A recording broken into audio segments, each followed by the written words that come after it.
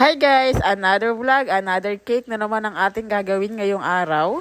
Pero ang aking cake na gagawin ngayon ay hindi po siya pa-order, kundi sarili lang din po namin. Yes po, dahil nga birthday ng aking asawa, itong cake na aking gagawin ay para sa kanya. Pero syempre po, asahan nyo na ng video ito ay late upload na rin. At ayan, kung napapansin nyo, nag-ano po ako diyan, 3 layer ang aking ginawa. Usually kasi ang mga ginagawa kong cake ay hanggang 2 layer lamang. Dahil nga may natitira na rin ako na 1 layer dito, ay may i-stock na naman sa ref. Ayan, isinama ko na rin dito at titignan ko na rin nga kung gaano nga baka talaga kataas ito. Tatapos ko ng pagpatungin yung 3 at ayan nga, at nagka-crumb coat lang naman muna ako dito. Pagkatapos, inirest ko na yan sa ref. After 15 minutes nga pala, ayan, inilabas ko na rin ulit dahil ito nga pala aking ginagawa ay isa ding money cake. Hindi ko na pinakita sa inyo kung paano ko ginawa yung money na nado sa lagayan ng ating plastic.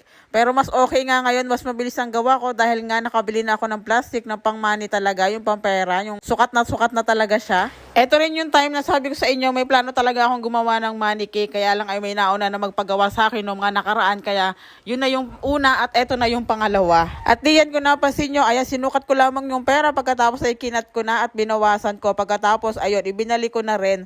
At naglagay na rin nga pala ako ng stick dyan sa may gilid. Dyan nga lang yung time na yan, medyo nahirapan nga ako ng paglalagay ng stick at ayaw nga pumasok. Sa tagal-tagal nga ng paglalagay ko, ayun nga at nakisama na rin at pumasok na rin nga at naging ayos na. Tapos ayan, naglalagay na rin ako ng final coating diyan. Ginawa ko na rin yung medyo brown para lang maiba nga ang kulay. Pagkatapos ay nilagyan ko na rin ng ganyang design. Ayan, kung nakikita nyo sa may gilid, naglagay na rin ng ganyang design. At ayan nga, naglagay na rin ako ng drip dito dahil may natitira pa rin nga ako na chocolate drip. Ang pagdidrip ko sa aking mga cake ay talagang panapanahon lang din eh. May mga time talaga na mas madali akong naaalwanan ako maglagay. May time naman na sobrang hirap. At ayan nga, yung natitira, inilagay ko na rin diyan sa ibabaw at ayan, in-spread ko na rin. At kung napansin nyo, talagang hindi talaga maganda yung aking chocolate ganache na nagawa diyan. Ewan ko ba kung bakit, hindi ko alam kung nasobrahan ba yan sa tubig. Tubig kasi inilagay ko diyan. Pero nung nilagay ko naman siya sa ref, ayun, nakisama naman. Pagkatapos dun sa baba, ayan, nagpipe lang din ako ng ganyang style. At dun sa ibabaw, naglagay na rin nga pala ako ng rosette diyan. At ayan, tapos na. Naglagay na rin nga pala ako dito ng number 34 para nga kinabukasan ay medyo madikit na siya. Pero maliho iyan, dapat to pala yan ay 35 dahil 35 na nga pala siya. O diba, naloko niya ako sa 1 taon. Tinanong ko kasi siya kung ilang taon na, sabi niya 34, yung pala 35. Kaya number 4 yung aking nabili dyan, na number. At eto nga ay kinabukasan na yung araw na ng birthday niya at ayan nga, at pinaglalagay ko na yung mga chocolate na nasa ibabaw. O diba, maganda rin naman eh.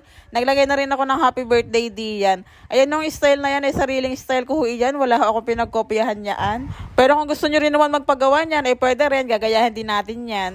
Pero expect nyo na medyo may kamahalan to. Hindi to katulad ng mga binibenta ko dahil ngayon ay purong chocolate. Purong chocolate. Wala kayo dyan, di ko na i-edit. Tapos yung perero natin, ayan, freshly from galing pa yan, Saudi. Dahil kakarating nga lang nung hipag ng aking asawa, ayan, nagpabili talaga kami. At eto na nga, dahil nga ito ay money cake, itatry natin kung mahihila na siya. Sa tali. Bah. Para sila vlog na to. Ninong, alam mo na lagi. Gusto ko umuntin. Wala din sila pitik eh. Oo, kaya. Nagkakadadaan. Ba, may libo na! Dalawa. Aba, ang dami lilibuhin. Ano yung huli? iPhone. Ay, lang! Ang swerte, iPhone pa lang huli. Nasa na kay iPhone. iPhone ang huli. Ba, ayos nga iPhone.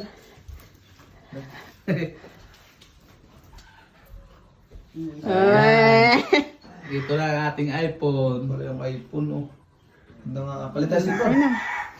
At akong 200.